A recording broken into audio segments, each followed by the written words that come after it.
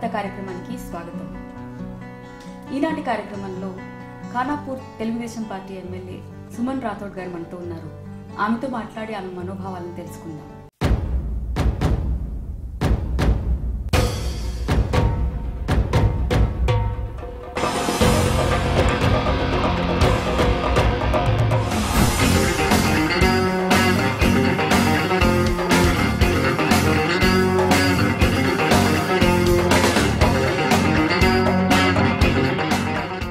నమస్కారం సుమన్ రాథోడ్. చట్టసభలో వనిత కార్యక్రమానికి స్వాగతం.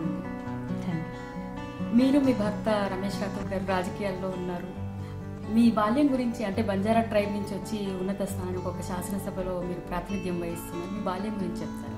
మా తాత వాళ్ళు 14 మంది, 4 అక్క చెల్లెలు, 12 వాళ్ళు అన్న తమ్ముడు.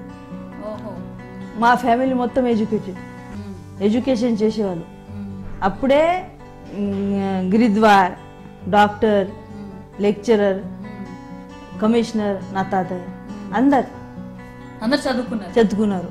నా చిన్నమ్మ, నా చిన్న నాన్న కూడా ఇప్పుడు లెక్చరర్ నాందేడ్లో. అశోక్రావు చవాన్ సీఎం ఉన్నారు కదా ఇంతకుముందు, వాళ్ళ కాలేజీలో లెక్చరర్. నా చిన్నమ్మ కూడా లెక్చరర్, ఇద్దరు కూడా. సుమన్ రాథోడ్ గారు, అంటే చిన్నప్పుడు ఎట్లా ఉండేది? అంటే మీరు పెరిగేటప్పుడు స్కూల్లో చదువుకున్నప్పుడు ఎట్లా ఉండేది? మీకు మీ ఊర్లోనే స్కూల్ ఉండేదా? ఆడపిల్లలు చదువుకునే వాళ్ళ? మా ఊర్లో స్కూల్ ఉంది, 4th క్లాస్ వరకు. మరి నేను అటు ఇటు తిరిగి అసలు స్కూల్లో పోలే, నేను చదువుకోలే నేను. ఎందుకంటే చిన్నప్పుడే నా ఎంగేజ్మెంట్ అయింది. చిన్నప్పుడే అంటే ఆయన రమేష్ కు ఎవరు అన్న తమ్ముడు ఎవరు లేరు, 3 అక్క చెల్లెలు అంతే. అక్కాయ్ 3, ఆయన చిన్నోడు. లాస్ట్ కు ఎవరు లేరు కదా. వాళ్ళ నాన్న కూడా చిన్నప్పుడే 2 సంవత్సరం ఉన్నారు కావచ్చు. వివాహం కూడా అసలు నా ఫోటో చూస్తే కూడా మీరు చిన్న ఇద్దరు వయసు కూడా మాకు తేడా లేదు. పిల్లలు కూడా 21 ఇయర్లో చిన్న 3 పిల్లలు అయిండు. ఇప్పుడే పిల్లలు బాగా చదివించారు. అవును, రాజకీయాల్లో ఎవరు లేరు. పెద్దలు ఇప్పుడే నా ప్లేస్ లో పెట్టాలని అనుకుంటున్నా. మరి ఆయన ఏముంది మరి చూడాలి. ఏం చదువుకున్నాడు? ఆయన సిబిఐటిలో ఇంజనీర్ ఇక్కడనే చేసిండు. 2వ పాప ఆయన బిఎస్సి ఫైనల్ అయిన తర్వాత పెళ్లి అయింది. ఇప్పుడు ఎంఎస్సి ఆయన చేస్తున్నారు ఆమె. ఇంకా ఆయనకు 2 పిల్లలు, కార్తీక్, అర్జున్. కాదు, ఇంకా థర్డ్ బాబు. ఆయన ఎంబీబీఎస్ అయిపోయింది. ఆంధ్ర యూనివర్సిటీలో ఫస్ట్ ర్యాంక్ వచ్చింది ఆయనకు, ఎంసెట్ కోచింగ్ లో. ఆయన కూడా ఫ్రీ ఎడ్యుకేషన్, 3 ఫ్రీ ఎడ్యుకేషన్ లో. చిన్నతనంలో ఏ విధంగా ఉండేవారు సుమన్ రాథోడ్? ఏ విధంగా అల్లరి చేసేవాళ్ళ? ఎక్కువ అంతే, అల్లరి చేయాలా, అటు ఇటు తాతయ్య వాళ్ళ ఇంట్లో తిరగాల అంతే. తిండి ఆకలైంది ఎక్కడ తినాలా అంతే. పెద్ద ఫ్యామిలీ కదా, మరి ఎవరు కూడా అట్లానే. మరి నేను ఎప్పుడు కూడా వంట చేసేసి ఎవరికి పెట్టలే. అంటే ఇంట్లో ఎవరో పెద్దవాళ్ళు చాలా మంది కదా, ప్రాబ్లమే రాలే నాకు. ఇక్కడ కూడా మరి ఒక 5వ సంవత్సరం వరకు నా అత్తమ్మ చేసింది. అంటే ఇది వాళ్ళు దగ్గర గ్యాస్ ఇది అది సౌకర్యం లేదు కదా. అప్పుడే నాకు ఎట్లా కూర్చోవాలా, ఎట్లా ఉండాలా అది అంటే నాకు తెలియదు. అమ్మ ఏం చేసింది అంటే, నేను మా బాబు ఒక్కరు కదా, నేను అన్ని చేసేస్తా, మరి ఇది పాప కావాలా. నేను ఫస్ట్ ఏం చెప్పిన అంటే, ఆయన పల్లెటూరు, నేను మా మొత్తం ఫ్యామిలీ ఎడ్యుకేటెడ్, నాకు జాబ్ వాళ్ళతో చేస్తా, పెళ్లి లేకుంటే నేను చేయను అని చెప్పాను. చిన్నప్పుడే కూడా నాకు అదే ఇష్టం. ఏమైనా జాబ్ వాళ్ళు ఉండాలా, జాబ్తో మంచి పర్ఫెక్ట్గా సిటీలో ఉండాలా. ఇప్పుడు లాస్ట్ వరకు సిటీ దొరకలే, కాన్స్టిట్యూన్సీ. ఇప్పుడు ఎక్కడ పోతున్నా, ఊర్లో ఉండాలా. మరి పాపం ఎంత మన పైన భరోసా ఇచ్చేసి ఓటేసిండు, 2 గెలిపిస్తున్నారు. మరి వాళ్ళతో పని చేయాలా కదా. ఇప్పుడే మీరు సిటీ అనుకున్నారు కానీ మీ ఊరే మీకు ఇప్పుడే ముఖ్యం అయిపోయింది. ఇప్పుడే ఎక్కడైనా పోయిన తర్వాత, ఇక్కడైతే నన్ను అసెంబ్లీలో కానీ ఏమైనా మీటింగ్ కానీ లేకుంటే రమేష్ చేస్తారు. నా ఏం మీటింగ్ ఉంటే కూడా ఆయన వచ్చేస్తారు. నేను అంటే పొలిటీషియన్లో రావాలని అనుకోలే ఎప్పుడు కూడా. హౌస్ వైఫ్గా మంచి పిల్లలకు చూడాలా, ఆయనకు ఎడ్యుకేషన్ చూడాలా, అంతే. మరి ఫస్ట్ నుంచి రమేష్ రాఠోడ్ అంటే పొలిటీషియన్లో. మా ఫ్యామిలీ మొత్తం కాంగ్రెస్. ఫస్ట్ స్వర్గీయ ఎన్టీ రామారావు గారు పార్టీ పెట్టిండు అప్పుడే తెలుగుదేశం. అప్పుడు నుంచి ఆయన అంటే కాంగ్రెస్కు విడిచిపెట్టి ఎన్టీ రామారావు పార్టీలో చేరిండు. చేరిన తర్వాత మళ్ళీ ఆయన జడ్పీటీసీ అయ్యిండు. జడ్పీటీసీ తర్వాత మళ్ళీ చంద్రబాబు నాయుడు ఆయనకు ఎమ్మెల్యే టికెట్ ఇచ్చిండు. ఎమ్మెల్యే గెలిచిండు, జడ్పీటీసీ గెలిచిండు. మళ్ళీ 2004లో ఓడిపోయిండు. ఓడిపోయిన తర్వాత కూడా తిరగాల, పబ్లిక్తో ఉండాలా, ప్రజల్లో ఉండాలా. ఫస్ట్ నుంచి మాకు మా స్వర్గీయ ఎన్టీ రామారావు కూడా సార్ కూడా అదే కదా. అయిన తర్వాత మళ్ళీ రమేష్ మరి జడ్పీటీసీ ఎలక్షన్ వస్తున్నారు, మరి చైర్మన్ అంటే ఎస్టీ కదా, నువ్వు నిలబడాలని ఆయన డిక్లేర్ చేసేసి వచ్చిండు. డిక్లేర్ చేసిన తర్వాత మళ్ళీ ఆయన చైర్మన్ అయిండు. మా సార్ కూడా ఎన్టీ రామారావు, చంద్రబాబు నాయుడు అంటే వాళ్ళకు ఒక దేవుడు లాగా చూస్తారు. మళ్ళీ ఇప్పటికీ కూడా ఎందుకంటే ఆయన ఏం తప్పు చేయలే కదా. ఆయన ఇప్పుడు కూడా చెప్తున్నారు, అప్పుడు కూడా చెప్పిండు కదా.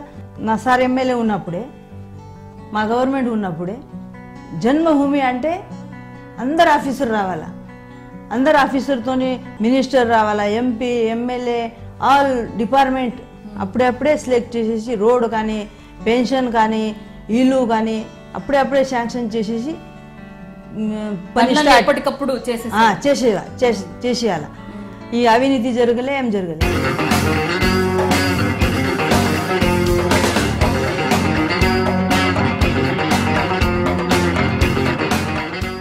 సుమన్ రాథోడ్ పూర్తి పేరు సుమన్ చౌహాన్. జననం ఆగస్టు 30, 1966. జన్మస్థలం మహారాష్ట్రలోని కిన్వట్ గ్రామం. తల్లిదండ్రులు కమలాబాయి, కున్వర్ సింగ్ చౌహాన్.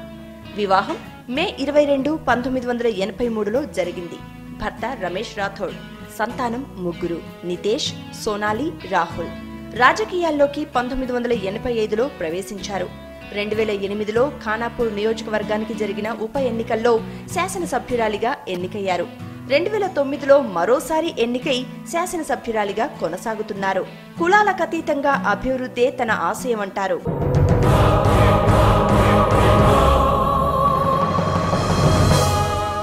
చట్టసభలో వనిత కార్యక్రమానికి తిరిగి స్వాగతం. మీరు రాజకీయాల్లోకి రావడం ఎట్లా జరిగిందంటే ఇవన్నీ చూసారు మీరు. అవును, మీ భర్త ఉన్నారు కాబట్టి మీరు అంటే ఎటువంటి అభివృద్ధి జరిగింది, ఎట్లా బాగుపడింది మీ ఏరియా అన్నది కరెక్టే. కానీ మీరు రావడం అనేది ఎలా జరిగింది? నేను రావడం అంటే ఇప్పుడు చెప్పాము కదా, నేను సార్ జిల్లాలో వచ్చిండు.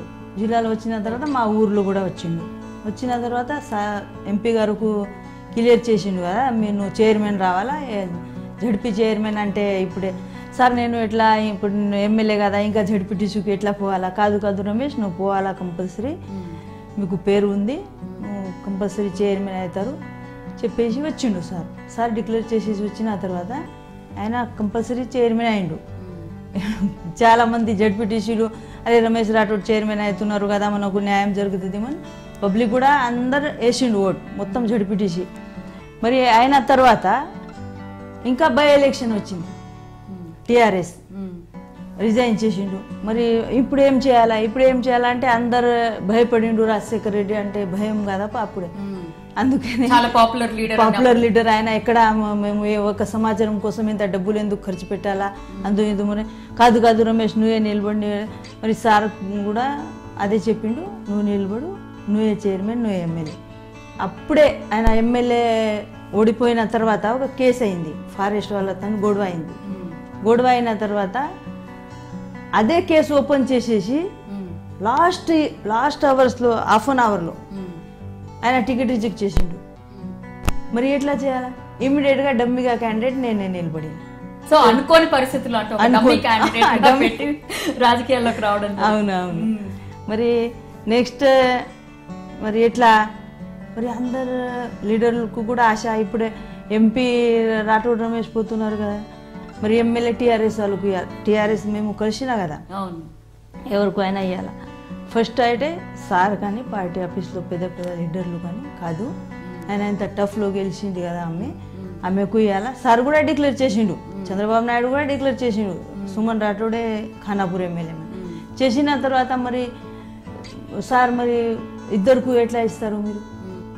సరే కొద్దిగా అటు ఇటు అయిన తర్వాత మరి సార్ రమేష్కు పిలిచేసి చెప్పిండు, ఎట్లా రమేష్ మరి సీనియర్స్ అట్లానే మాటలు చెప్తున్నారు, మరి ఎట్లా అంటే ఒకే కుటుంబ సభ్యులకి ఇవ్వడం ఇద్దరుకు ఎందుకు, మరి మనము పార్టీ తెలంగాణతో పొత్తు పెడుతున్నారు కదా, పెట్టిన తర్వాత మరి టీఆర్ఎస్ వాళ్ళకు ఒక టికెట్ ఇవ్వాలి కదా. నాకు రాత్రి 10-10:30 లాస్ట్ అవర్స్లో రమేష్ ఫోన్ చేసిండు, ఎమ్మెల్యే ఎంపీ ఇప్పుడు చేసిన తర్వాత మరి సార్ కూడా అది చెప్తున్నారు, మరి ఎట్లా మనము సార్ మాట వినాలి కదా. నేను చెప్పాను, సరే నువ్వు సార్ మాట విను, నేను వద్దామని చెప్పలే. మరి నువ్వు ఏం చేయి, నువ్వు ఇంకా 2 సంవత్సరం ఉంది కదా మీకు చైర్మన్ క్యాబినెట్ పోస్ట్, 2 సంవత్సరం ఉన్నారు మీరు, ఇంకా జడిపి చైర్మన్ ఉన్నప్పుడే నేను 3 సంవత్సరం నేను 2 సంవత్సరం నేను చేస్తా. చేసిన తర్వాత నెక్స్ట్ చూద్దాం ఎంపీకు ఎవరైనా పంపమని చెప్పు సార్కు, 2 టికెట్ ఎందుకు మనకు, నువ్వు ఇటు విను, నువ్వు ఫస్ట్ ఖానాపూర్ నాకే కావాలా. నేను ఎంత టఫ్లో గెలిచినా కదా, గెలిచిన తర్వాత మరి ఎంత మన రాఠోడ్ పరివారం మీద ఎంత భరోసా ఉంది ప్రజలకు, భరోసా ఉన్నప్పుడే నేను అయితే ఆయనకు మర్చిపోను. నాకు ఏముంది అంటే మా సార్ కంపల్సరీ సీఎం అవుతారు. సరే ఇప్పుడు ఒక సమాచారంలో నేను ఏం పని చేయలే, ఇప్పుడు మా సార్ సీఎం అయిన తర్వాత నేను మంచి డెవలప్మెంట్ చేయాలా. మరి సార్కు మాట వినకుండా ఎట్లా, నువ్వు అదే మాట్లాడుకున్నాం, నాకు కూడా చెప్పిండు ఆయన. చెప్పినా మా కార్యకర్త కూడా కాదు సార్ మాకు మా మేడమే కావాలా, నేను ఎవరికైనా ఖానాపూర్లో టీడీపీ. మీరు అనుకోకుండా రాజకీయాల్లోకి వచ్చారు, గెలిచారు, తర్వాత ప్రజల్ని మధ్యలో మీరు వదిలిపెట్టి వెళ్ళదలుచుకోలేదు, మీరు ఖానాపూర్లో వాళ్ళకి సేవ చేయాలి. రాజకీయాలు అంటే అప్పటికి మీకు రాజకీయాలు ఏం తెలియదు కదా, తెలియదు. మరి ఫస్ట్ నుంచి నేను తిరుగుతున్నా కదా, ఆయన ఎమ్మెల్యే జడ్పీటీసీ ఉన్నప్పుడే చైర్మన్ ఉన్నప్పుడు కూడా నేను తిరిగిన తర్వాత కూడా నేను లోకల్లో ఏం ప్రోగ్రామ్ ఉన్నప్పుడు కూడా ఆయన లేనప్పుడే నేనే పోయినా. అన్నీ నాకు ప్రజాతో టచ్ ఉంది.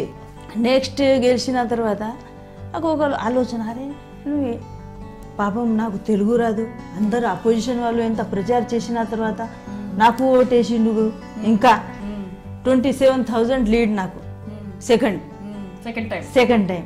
మరి నేను ఒకటే ఆలోచన, ఏం చేయాలా అంటే టీవీ చూడాలంటే కొద్దిగా సీరియల్ తెలుగు సీరియల్ చూసిన, న్యూస్ తెలుగు సీరియల్ అదే చూసి తొందర నేను మా ప్రజ వచ్చిన తర్వాత ఆయన నిరాశతో పోతారు కదా, అరే నేను అమ్మతో ఎట్లా మాట్లాడాలా, అదే నిరాశతో తెలుగు టీవీ సీరియల్స్ న్యూస్ అంతే లేకుంటే నేను ఏం టీచర్ పెట్టలే నాకు చెప్పిండు రమేష్ కూడా చెప్పిండు, నువ్వు ఒక టీచర్ కానీ ఎక్కడైనా స్పెషల్ కోచింగ్ కానీ నాకు ఏం వద్దు బాబు, నేను నేర్చుకుంటామని చెప్పాను.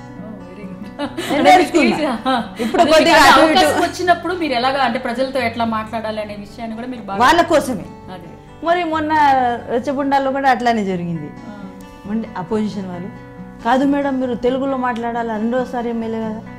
అవును బాబు తెలుగులో కూడా మాట్లాడేది ఇబ్బంది లేదు నాకు, మరి స్పీచ్లో కొద్దిగా అటు ఇటు పోతుంది కదా, అందుకనే నేను మాట్లాడను. సరే ఓకే నేను తెలుగులో మాట్లాడతా, మరి ఇక్కడంలో నేను తెలుగులో స్పీచ్ ఇచ్చిన. నేను అయితే మీకోసమే నేను తిరుగుతున్నా, నాకు ఇది గవర్నమెంట్ ప్రోగ్రామ్తో ఏం అసలు లాభం కూడా లేదు, ఇది నష్టం కూడా లేదు. ఏ భాషలో స్పీచ్ ఇచ్చినా ప్రజల స్పందన బాగుండిందా? బాగుంది. హిందీలో మాట్లాడినా, తెలుగులో మాట్లాడి, మీ బంజారా భాషలో మాట్లాడినా, అందరితో బంజారా అంటే మనం చెప్పే విషయంలో స్పష్టత ఉంటే భాష పెద్ద అడ్డు కాదు. వాళ్ళకు ఏం కావాలా, వాళ్ళకు హౌసింగ్ ప్రాబ్లం, పెన్షన్, కొద్దిగా మండల్ ఆఫీస్లో పిఓ ఆఫీస్లో అదే కొద్దిగా పని చేసిన తర్వాత ఆయన ఖుషితోనే ఉంటారు. వాళ్ళ ఏమైనా వాళ్ళ సమస్య పరిష్కారం చేయాలి అంతే, పరిష్కారం చేసిన తర్వాత ఆయన ఖుషితోనే ఉంటారు అంతే. మీరు చదువుకోకపోయినా అంటే మీరు అన్నట్టు ఆడుకుంటూ అట్లా గడిచిపోయింది, ఎక్కువ చదువుకోలేదు, మీ ఫ్యామిలీలో అందరూ చదువుకోలేదు, కానీ అయినా మీ పిల్లల్ని ఉన్నత చదువులు చదివించారు, రాజకీయాల్లో బాగా మాట్లాడగలుగుతున్నారు. మీకు ఎట్లా డెవలప్ చేసుకున్నారు? నాకు ఫస్ట్ నుంచి భయం అంటే లేదు, ఎవరితో భయపడాలా, మరి ఆయన పెద్దలు కదా, వాళ్ళతో ఎట్లా భయపడి మాట్లాడాలా. మా ఫ్యామిలీలో అందరు భయపడతారు, ఎవరు బయట పోవాలా, లేడీస్ మాట్లాడాలా అది కాదు. నాకు ఫస్ట్ నుంచి నేను డేర్తోనే ఉంటా. ఇంకా నాకు ఎక్కువ డేర్ అంటే ఇది రమేష్. అందరితోని మాట్లాడాలా, నువ్వు పొలిటీషియన్లో ఉన్నా కదా, అందరికీ పిలవాలా, మాట్లాడాలా, చాయ్ తాగి పంపాలా, కుసు అన్నామని చెప్పాలా. ఎక్కడైనా నువ్వు ఒకరే పోవాలా, నేను మీతోని ఉండాలా, ఇద్దరు పోవాలా, ఇద్దరు రావాలని లేదు. ఢిల్లీ కానీ బాంబే కానీ ఎక్కడైనా మా రిలేటివ్ వాళ్ళ ఇంట్లో కానీ నేను ఒకరే పోయేవాళ్ళు. బండి అన్నీ అరేంజ్మెంట్ చేసేసి పంపాలా. మరి ఆయన ఎప్పుడు కూడా నువ్వు ఒకరు నేను ఒకరు ఎట్లా పోవాలంటే ఏమో అవుతుంది, మంచి ఒకరు పోవాలా, అన్నీ చేసుకోవాలా, ఎవరు భరోసా మీద హిమ్మత్తోని ఉండాలా అంతే. ఆయన నాకు మొదటి ఉంది. మరి ఇద్దరు ఫ్యామిలీలో కూడా ఎవరు బయట పోలే కదా, అంటే మరి నేను ఎందుకు పోవాలా.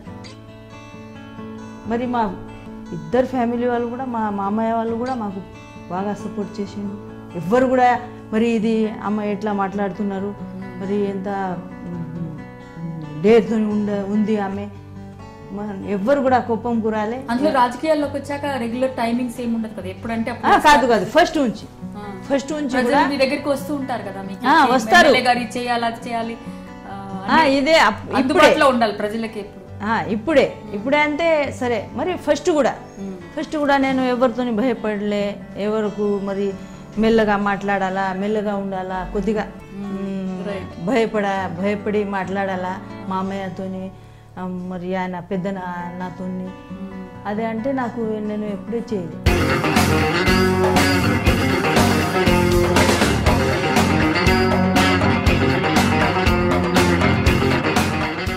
సుమన్ రాథోడ్ అభిమాన నేత ఎన్టీఆర్, చంద్రబాబు నాయుడులు. నచ్చిన రంగు పసుపు, జొన్న రొట్టెలు, గోధుమ రొట్టెలు ఇష్టమైన ఆహారం అంటారు. తిరుపతి, జమ్మూ కాశ్మీర్ లాంటి ప్రాంతాల్లో పర్యటించడం తనకు ఎంతో హాయినిస్తుంది అంటారు. చరిత్ర పుస్తకాలు చదవడానికి ఆసక్తి చూపుతారు. అభిమాన రచయిత డాక్టర్ దాదాసాహెబ్ అంబేద్కర్. నచ్చిన సినిమా హిందీలోని భాగ్వాన్ సినిమా. అభిమాన నటి జయాబాధురి, నటుడు అమితాబ్ బచ్చన్. అభిమాన గాయని లతా మంగేష్కర్, గాయకుడు దివంగత ముఖేష్. సంగీతం అంటే ఎంతో మక్కువ, అందులోనూ పాత పాటలంటే మరింత ఇష్టమంటారు. తన నాయనమ్మ మేనాబాయే స్ఫూర్తి ప్రదాత అంటారు. అసెంబ్లీలో మాట్లాడినప్పుడు కూడా మీకు భయం అనిపించలేదు? అనిపించలే. నిర్భయం అని చెప్తున్నారు కాబట్టి కాదు, నేను ఫస్ట్ ప్రమాణ స్వీకారం చేశాను కదా, చేసిన తర్వాత రమేష్ భయపడుతున్నారు. ఎందుకంటే అరే నువ్వు ఎట్లా మాట్లాడుతావు, నువ్వు భయపడకు, మంచి మాట్లాడు, ప్రమాణ స్వీకారం మంచి చేయి. అప్పుడే అంటే చదువుకొని మాట్లాడాలి కదా. మరి నేను తెలుగులో కూడా మాట్లాడతా. కాదు నువ్వు అటు ఇటు పోతుంది కదా, నువ్వు హిందీలో పర్ఫెక్ట్ మాట్లాడు. నేను పర్ఫెక్ట్ ప్రమాణ స్వీకారం చేసిన తర్వాత అరే అందరు చక్కగా చూస్తున్నారు. అరే నువ్వు ఇట్లా నీకు భయం రాలే, ఎందుకు భయపడాలా, ఆయన కూడా మనిషి, మనం కూడా మనిషిగా, ఎందుకు భయపడాలా. ఎప్పుడు అసెంబ్లీలో ఇష్యూస్ ఎక్కడైనా నేను మాట్లాడినా, ఏదైనా ఒక సమస్య గురించి మాట్లాడినా మీకు ఎప్పుడు నేను తెలుగులో కూడా మాట్లాడతా, మళ్ళీ హిందీలో కూడా మాట్లాడతా. ఇప్పుడే మన స్పీకర్ ఇప్పుడు హిందీ పర్ఫెక్ట్ మాట్లాడతారు కదా. రాజకీయాల్లోకి వచ్చాక మీకు ఎటువంటి అనుభవాలు వచ్చాయి? నాకు ప్రాబ్లం అంటే ఎప్పుడు కూడా రాలే. అంటే ఇక్కడ నేను ఎట్లా చేయాలా, ఎట్లా పోవాలా, నేను ఎప్పుడు కూడా భయపడలే. పర్ఫెక్ట్ పోతా, పర్ఫెక్ట్ వస్తా అంతే. అందరు అదే చెప్తారు, అరే సుమన్ నువ్వు భయపడలే. మా మేడం ఉంది కదా అన్నపూర్ణ అమ్మ కూడా అదే, సుమన్ నువ్వు ఎక్కడ కూడా భయపడాడు, నువ్వు ఎట్లా పోతారు, నువ్వు ఎందుకు, అందుకనే నీకు రెండోసారి కూడా ఓటేసిండు పబ్లిక్. అట్లానే అన్నపూర్ణ అమ్మ డిస్కస్ చేస్తారు. అంటే మీరు అనుకున్నవి చేయగలిగారనే సంతృప్తి మీకు ఉందా? ఉంది, నాకు ఉంది. ఇంకా నేను నిలబడిన తర్వాత కూడా లేకుంటే నేను ఎమ్మెల్యే ఇప్పుడు నేను బాబుకు ఇచ్చిస్తున్నామని చెప్తున్నా కదా, మళ్ళీ ఇంకా నేను మా బాబు కోసం, మా సార్ కోసం కూడా నేను పబ్లిక్ కోసం తిరుగుతున్నా. ఎందుకంటే నేను ఇంట్లో కూర్చొని ఆయన ఏం సమస్య ఉంటే నేను అంటే మాజీ ఎమ్మెల్యే అయిన తర్వాత కూడా పని చేయొచ్చు కదా. పబ్లిక్ కోసం నేను ఇప్పుడే నేను చేయాలమని ఎప్పుడు అందుబాటులో ఉంటా. ఇంకా వాళ్ళకు ఏం ప్రాబ్లం ఉంటే కూడా నేను పోయి చూస్తారు. ఎందుకంటే ఇప్పుడే మనకు ఎవరు చూస్తారు, ఇప్పుడే మనకు పెన్షన్, ఇప్పుడు నేను ఎమ్మెల్యే లేనప్పుడే కూడా నాకు పెన్షన్ వస్తుంది. ఎవరు అంటే ఈ ప్రజా వల్ల కదా, ప్రజా వల్ల కదా. ఎడ్యుకేషన్ వల్ల మీరు ఒక ఉన్నత స్థానంలో ఉన్నారు కాబట్టి ప్రజల కోసం చేయాలా, వాళ్ళ కోసమే చేయాలా. ఇప్పుడే మహిళలు మీలాగా రాజకీయాల్లోకి ఎక్కువ సంఖ్యలో వస్తే రాజకీయాలు బాగుపడతాయి, పొలిటికల్ అట్మాస్ఫియర్. మహిళలు కూడా రాజకీయంలో ఉండాలా, ఏ జాబ్లో కానీ ఎక్కడైనా పని చేయాలా, మరి పర్ఫెక్ట్గా డేట్తోని పోవాలా. ఇదే మా అభిప్రాయం. ఎందుకంటే ఇది ఎవరు అరే వాళ్ళతో మగవాళ్ళతో భయపడతారు, ఆయన ఏం చెప్తారు, ఆయన ఎవరు చెప్తారు, ఎందుకు చెప్తారు. మనం పర్ఫెక్ట్ పోయిన తర్వాత ఎవరు చెడ్డు మాట ఎందుకు మాట్లాడతారు, ఎవరు మాట్లాడరు. సో మహిళలు రావాలి, ఎక్కువ మంది రావాలి. వచ్చిన తర్వాత కూడా మంచి అన్న తమ్ముడు లాగా, అక్క చెల్లెలు లాగా ఉండాలి. మనకు ఇప్పుడు విఐపి అంటే అసెంబ్లీ కానీ పార్లమెంట్లు కానీ పంపుతున్నారు ప్రజా కదా, ప్రజాయే కదా. మరి ప్రజా కోసమే పని చేయాలా. మనం సరే ఐఏఎస్ ఆఫీసర్ కానీ ఐపీఎస్ కానీ ఈ జాబ్ హోల్డర్ ఎవరైనా వాళ్ళు చదువుకొని వాళ్ళ పాపం కష్టపడి ఇంజనీర్ డాక్టర్స్ అయిండు కదా, వాళ్ళు అయిన తర్వాత వాళ్ళు ఏమైనా చేయొచ్చు. మరి మనం ప్రజా మనిషి కదా, ప్రజాతోని పోయిండు కదా. ఇప్పుడు ఇది చైర్ అసెంబ్లీలో కూర్చున్నారు, మంచి మాట్లాడుతున్నారు, ఇప్పుడు మీడియా మీరు మా కోసం వెయిట్ చేస్తున్నారు అంటే దీక్ష కదా. మీరు చెప్పే పాయింట్ ఏంటంటే ప్రజల మద్దతుతోటి, ప్రజల అభిమానంతో, ప్రజల ఓటుతోటి మీరు గెలిచారు కాబట్టి ప్రజల కోసమే మీ జీవితం వాళ్ళకు ఎప్పుడైనా జీవితంలో మర్చిపోదు. ఇప్పుడు 2014లో మీ పార్టీ విజయ అవకాశాలు అంటే ఇప్పుడు మారుతున్నాయి కదా పొలిటికల్ అట్మాస్ఫియర్ తెలంగాణ. ఇప్పుడు ఏమో జరుగుతుందో తెలియదు, ఇప్పుడు రాష్ట్ర రాజకీయాలు అలా ఉన్నాయి. ఈ పరిస్థితుల్లో 2014లో మీ విజయ అవకాశాలు ఏ విధంగా ఉంటాయి? 9లో మా గవర్నమెంట్ వస్తుంది అని నేను ఆశ పెట్టుకున్నా, అందుకనే నేను జబర్దస్తితో నిలబడిన. ఇప్పుడే అయితే మీరు కూడా అందరు చూస్తున్నారు, మీడియాకు కూడా తెలుసు ఎవరు పర్ఫెక్ట్ పని చేసిండు, అన్ని డెవలప్మెంట్. ఇప్పుడు తెలంగాణ అడుగుతున్నారు, తెలంగాణ కోసం గొడవ చేస్తున్నారు, ఈ హైదరాబాద్ కోసం ఆంధ్ర వాళ్ళు చేస్తున్నారు, తెలంగాణ వాళ్ళు చేస్తున్నారు. ఎందుకు చేస్తున్నారు? డెవలప్మెంట్ ఎవరు చేసిండు? ఎన్టీ రామారావు, చంద్రబాబు నాయుడు. ఇప్పుడు వరకు ఆయన చేసింది పని. మనకు ఇప్పుడు నేను ఇంటర్నేషనల్ ఎయిర్పోర్ట్ ఎవరిది? చంద్రబాబు నాయుడుది. ఆయనది ఏం ఆశ ఉంది ఆయనకు అంటే మా రాష్ట్ర డెవలప్మెంట్ ఉండాలా, మా రాష్ట్రంలో ఒక పర్ఫెక్ట్ రాష్ట్రగా చూడాలమని ఆయన అసలు ఆయన అట్లానే అనుకొని డెవలప్మెంట్ చేసిండు. ఆయనకు ఏమంటే అమెరికా లాగా నా రాష్ట్రం ఉండాలా ఆయన కోరిక. అంటే మీరు చాలా ఆత్మవిశ్వాసంతో ఉన్నారు, అంటే మీరు చేసిన పనుల ఆధారంగా ప్రజల్లోకి వెళ్ళడం వల్ల ప్రజల మద్దతు మీకు ఉంటుందని మీరు ఆత్మవిశ్వాసం మీకు కంపల్సరీ ఉంటుంది. ఇంకా చాలా ప్రజలకు కూడా తెలుసు Chandrababu Naidu perfect leader, CM అంటే చంద్రబాబు నాయుడే. ఇంకా ఇప్పుడే నిన్న ర్యాలీలో కూడా చూసాం, నా అల్లుడు కూడా పోయిండు అటు. మరి మోడీకు కూడా చాలా ఇప్పుడే అంతే, ఇప్పుడు ఏమో అవుతారు ఏమో, మరి ఇప్పుడు మోడీ అని చెప్తున్నారు. స్పందన బాగుంది. అంటే ఆ మోడీ ప్రభంజనం ఏ విధంగా ఉంది? భవిష్యత్తులో తెలుగుదేశం పార్టీ కలిసే అవకాశాలు ఉన్నాయి దీని మీద? అంటే కలుస్తారా లేదా నాకు తెలియదు, ఎందుకంటే నాతో పెద్ద పెద్ద లీడర్లు ఉన్నారు, చాలా మంది ఉన్నారు. మరి నేను మోదీకు అంటే నేను గౌరవంగా వాళ్ళ పేరు చెప్తా. ఎందుకంటే గుజరాత్లో ఎంత డెవలప్మెంట్ చేసిండు, అభివృద్ధి చేసిండు, అవినీతి లేదు, పర్ఫెక్ట్ మనిషి. 3వసారి కూడా సీఎం అయిండు, పిఎం కూడా కాబిల్ ఉంది. ఆయన కంపల్సరీ పిఎంగా ఉండాలమని నా కోరిక.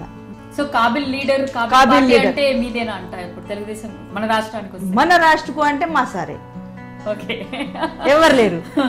అందరు చెప్తున్నారు చంద్రబాబు నాయుడు అంటే పర్ఫెక్ట్ లీడర్, అంటే ఒక అవినీతి చేయకుండా 9 సంవత్సరం నడిచిండు పార్టీకు.